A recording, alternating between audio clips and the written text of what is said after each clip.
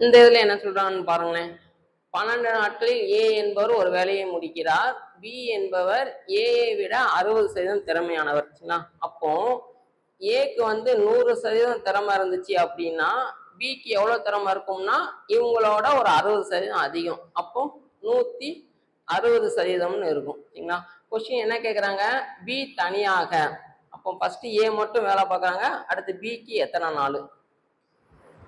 இங்க திறமை, இங்க நாட்கள். 100% திறமை இருந்துச்சுன்னா எத்தனை நாள்ல வேலையை முடிக்கிறாங்க? 12 நாள்ல வேலையை முடிக்கிறாங்க. இப்போ பியோட திறமை வந்து 160%னா எத்தனை நாள்? திறமை கூடிச்சு அப்படின்னா அந்த வேலை முடிகிற நாள் வந்து நம்ம குறையும். அப்போ இது வந்து என்ன மாறல்னா எதிர்மாறல் அப்படின்னு சொல்லி சொல்லுவாங்க. ஒரு பக்கம் கூடும்போது இன்னொரு பக்கம் நமக்கு குறையணும். அப்படி குறைஞ்சிச்சுன்னா அது வந்து எதிர்மாறல். எதிர்மாறல்னா தெரிஞ்ச பக்கத்தை அப்படியே வச்சுக்கோங்க. 100/160 இன்ட்டு 12.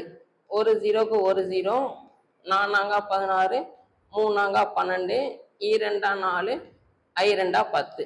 அப்போ 15/2 ஆன்சர் வந்து 7.4 வரும். சி ஆப்ஷன் வந்து நமக்கு கரெக்டா வரும்.